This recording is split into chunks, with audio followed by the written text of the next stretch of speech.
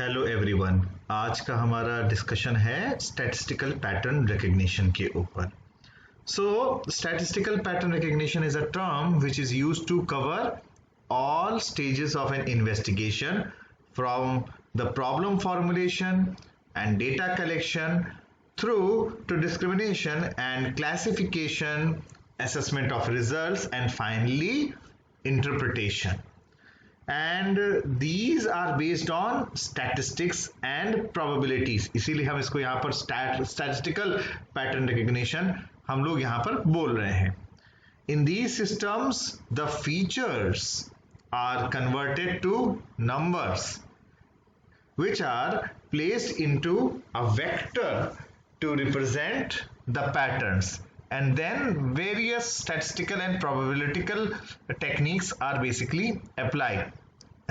So we can say that in this approach, patterns are to be classified, are represented by a set of features defining a specific multi-dimensional vector, and by doing so, each pattern is represented by a point in the multi-dimensional feature space.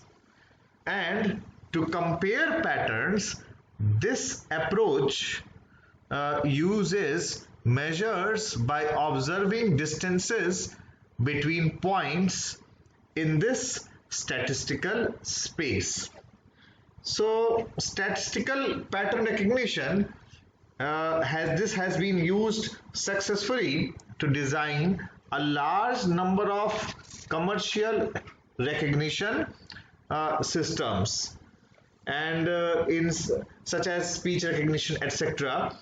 And in statistical pattern recognition, a pattern is basically represented, we had already just discussed, by a set of D features or attributes which is basically viewed as a D-dimensional feature vector.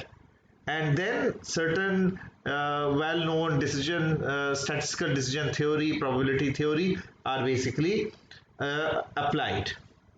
Okay, so the recognition system is basically operated in two modes, as you can see in the diagram: the training or the learning mode and the classification or the testing part.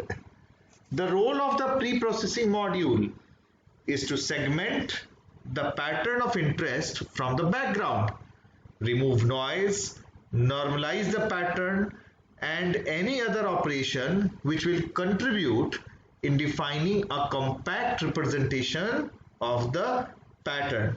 So this is the role of the pre-processing module.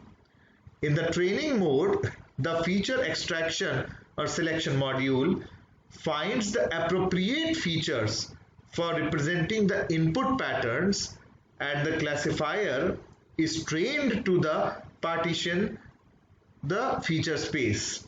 Okay, the feedback path allows a designer to optimize the pre-processing and feature extraction or selection strategies are basically applied. And in the classification mode, the trained classifier assigns the input pattern to one of the pattern classes under consideration based on the measured features. So this particular diagram is the model for statistical pattern recognition.